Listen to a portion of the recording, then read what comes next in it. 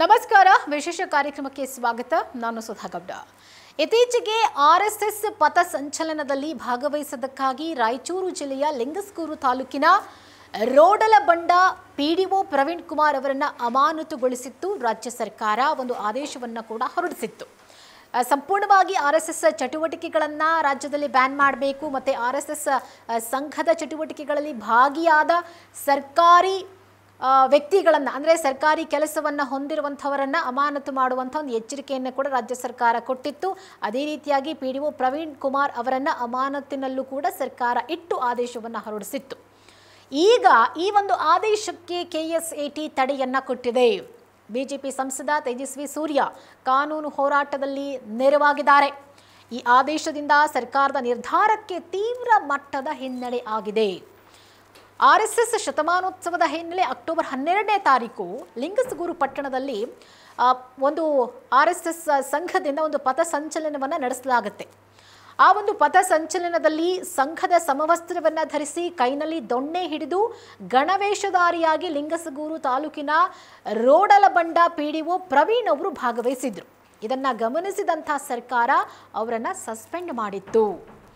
ಆ ಒಂದು ಸಸ್ಪೆನ್ಷನ್ ಬೆನ್ನಲ್ಲೇ ಪ್ರವೀಣ್ ಜೊತೆ ತೇಜಸ್ವಿ ಸೂರ್ಯ, ಬಿಜೆಪಿ ಸಂಸದ ತೇಜಸ್ವಿ ಸೂರ್ಯ ಅವರು ಚರ್ಚೆ ನಡೆಸ್ತಾರೆ. ಕಾನೂನು ಬಾಹಿರ ಮತ್ತು ಅಕ್ರಮ ಅಮಾನತನ್ನು ಪ್ರಶ್ನಿಸೋದಕ್ಕೆ ನಾನು ವೈಯಕ್ತಿಕವಾಗಿ ಸಂಬಂಧಪಟ್ಟ ನ್ಯಾಯಾಧೀಕರಣ ಮತ್ತು ನ್ಯಾಯಾಲಯಗಳ ಮುಂದೆ ಹಾಜರಾಗ್ತೇನೆ ಅಂತೇಳಿ ಅವರಿಗೊಂದು ಭರವಸೆಯನ್ನು ಕೊಟ್ಟಿದ್ರು. ಆ ಭರವಸೆಯಂತೆ ಆರ್ಎಸ್ಎಸ್ ಕಾರ್ಯಕ್ರಮಗಳಲ್ಲಿ ಪಾಲ್ಗೊಳ್ಳೋದಕ್ಕೆ ಸರ್ಕಾರಿ ಹುದ್ದೆಯಲ್ಲಿರುವಂಥ ನೌಕರರನ್ನ ಅವರ ಹಕ್ಕನ್ನು ಎತ್ತಿ ಹಿಡಿದಿರುವಂಥ ಹೈಕೋರ್ಟ್ಗಳ ಅನೇಕ ತೀರ್ಪುಗಳಿದ್ದಾವೆ. ಆ ತೀರ್ಪುಗಳನ್ನು ಕೋರ್ಟ್ ಮುಂದೆ ಇಟ್ಟಿದ್ದಾರೆ ತೇಜಸ್ವಿ ಸೂರ್ಯ. ಈ ಅಕ್ರಮ ಅಮಾನತ್ತು ರದ್ದಾಗೋದ್ರಲ್ಲಿ ನನಗೆ ಯಾವುದೇ ಸಂದೇಹ ಇಲ್ಲ ಅಂಥೇಳಿ ವಿಶ್ವಾಸವನ್ನು ಕೂಡ ವ್ಯಕ್ತಪಡಿಸಿದರು.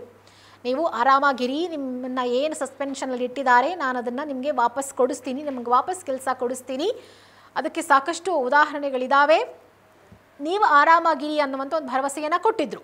ಅವತ್ತು ಕೊಟ್ಟ ಮಾತಿನಂತೆ ಸಂಸದರು ಪ್ರವೀಣ್ಗೆ ಕಾನೂನು ಹೋರಾಟದಲ್ಲಿ ನೆರವಾಗಿದ್ದಾರೆ. ಸರ್ಕಾರದ ಆದೇಶಕ್ಕೆ ಈಗ ಕೆಎಸ್ಎಟಿ ತಡೆ ಕೊಟ್ಟಿದೆ. ಈ ಬಗ್ಗೆ ಬಿಜೆಪಿ ಸಂಸದ ಖುದ್ದು ತೇಜಸ್ವಿ ಸೂರ್ಯ ತಮ್ಮ ಎಕ್ಸ್ ಖಾತೆಯಲ್ಲಿ ಮಾಹಿತಿಯನ್ನು ಹಂಚಿಕೊಂಡಿದ್ದಾರೆ. ಪ್ರವೀಣ್ ಅವರ ಮೇಲೆ ಹೇರಲಾಗಿದ್ದ ಏಕಪಕ್ಷೀಯ ಅಮಾನತು ಆದೇಶವನ್ನು ನಾವು ಪ್ರಶ್ನೆ ಮಾಡಿದ್ವು, ಈಗ ಅದಕ್ಕೆ ತಡೆ ಸಿಕ್ಕಿದೆ. ಯಾವುದೇ ರೀತಿಯ ಬೆದರಿಕೆ ಆರ್ಎಸ್ಎಸ್ನ ರಾಷ್ಟ್ರ ನಿರ್ಮಾಣದ ಆದರ್ಶಗಳನ್ನು ತಡೆಯೋದಕ್ಕೆ ಸಾಧ್ಯ ಇಲ್ಲ. ಈ ಆದೇಶದಿಂದ ರಾಜ್ಯ ಸರ್ಕಾರಕ್ಕೆ ತೀವ್ರ ಮಟ್ಟದ ಮುಖಭಂಗ ಆಗಿದೆ ಅಂಥೇಳಿ ಎಕ್ಸ್ ಖಾತೆಯಲ್ಲಿ ಅವರು ತಮ್ಮ ಒಂದು ಸಕ್ಸಸ್ಸನ್ನು ಅವರು ಶೇರ್ ಮಾಡಿಕೊಂಡಿದ್ದಾರೆ. ನೋಡಿ, ಎಷ್ಟೋ ಸಂದರ್ಭಗಳಲ್ಲಿ RSS ಸಂಘದಲ್ಲಿ ಕೆಲಸ ಮಾಡುವಂಥವರು ಅಲ್ಲಿ ನಿಯಮಗಳನ್ನು ಪಾಲಿಸಲೇಬೇಕು. ಅವರು ಆ ಸಂಘಕ್ಕೆ ಸೇರಿಕೊಂಡಿರ್ತಾರೆ. ಸೊ ಹಾಗಾಗಿ ಆ ಒಂದು ಹಕ್ಕನ್ನು ಕಿತ್ಕೊಳ್ಳೋದಿದೆಯಲ್ಲ, ಅದು ಎಲ್ಲೋ ಒಂದು ಕಡೆ ತಪ್ಪು ಅಂಥೇಳಿ ಅನಿಸುತ್ತೆ. ಅದಕ್ಕೆ ಸಂಬಂಧಪಟ್ಟಂಥ ಸಾಕಷ್ಟು ತೀರ್ಪುಗಳು ಕೂಡ ಬಂದಿದ್ದಾವೆ. ಸೊ ಆ ಆ್ಯಂಗಲ್ನಲ್ಲಿ ತೇಜಸ್ವಿ ಸೂರ್ಯ ವಾದ ಮಾಡಿರೋದ್ರಿಂದಾಗಿ ಈ ಒಂದು ಪ್ರವೀಣ್ ಕುಮಾರ್ ಅವರ ಒಂದು ಪ್ರಕರಣದಲ್ಲಿ ಆ ಒಂದು ಅಮಾನತಿನ ಆದೇಶ ಸದ್ಯಕ್ಕೆ ತಡೆ ಕೊಟ್ಟಿರುವಂಥದ್ದು. ಅಂದರೆ ಅವ್ರ ಕೆಲಸದಲ್ಲಿ ಮುಂದೆ ಕಂಟಿನ್ಯೂ ಮಾಡ್ಬೋದು.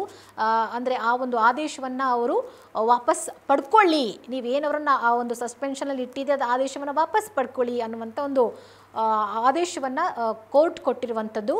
ಸೊ ಹಾಗಾಗಿ ರಾಜ್ಯ ಸರ್ಕಾರಕ್ಕೆ ಕೋರ್ಟ್ ಆದೇಶದಿಂದ ತೀವ್ರ ಮುಖಭಂಗ ಆಗಿದೆ. ಸೊ ಇನ್ನು ಮುಂದೆ RSSನ ಒಂದು ಚಟುವಟಿಕೆಗಳ ಮೇಲೆ ಸರ್ಕಾರ ಯಾವ ರೀತಿ ಕ್ರಮ ತೆಗೆದುಕೊಳ್ಳುತ್ತೆ, ಇದೇ ರೀತಿಯಾಗಿ ಸರ್ಕಾರಿ ನೌಕರರನ್ನು ಅಮಾನತು ಮಾಡ್ತಾ ಹೋದರೆ ಅದಕ್ಕೆ ಕೊನೆಯೇ ಇಲ್ಲ. ಕಾರಣ ರಾಜ್ಯದಲ್ಲಿ ಸಾಕಷ್ಟು ಜನ RSS ಸಂಘದಲ್ಲಿ ಕೆಲಸ ಮಾಡ್ತಿದ್ದಾರೆ, ಅದು ಸರ್ಕಾರಿ ನೌಕರರು ಕೂಡ ಇದ್ದಾರೆ. ಹಾಗಾಗಿ ಅವರೆಲ್ಲರನ್ನೂ ಸಸ್ಪೆಂಡ್ ಮಾಡೋಕ್ಕಾಗುತ್ತಾ, ಹೀಗೆ ಒಂದಷ್ಟು ವಾದ ಪ್ರತಿವಾದಗಳು ನಡೆಯುವಂಥ ಚಾನ್ಸಸ್ ಇದೆ. ಫೈನಲಿ RSS ವಿಚಾರಕ್ಕೆ ಸಂಬಂಧಪಟ್ಟಂತೆ ಕಾಂಗ್ರೆಸ್ ಸರ್ಕಾರ ಯಾವ ಒಂದು ನಿಲುವನ್ನು ತಾಳುತ್ತೆ ಅನ್ನೋದನ್ನು ಕಾದು ನೋಡೋಣ.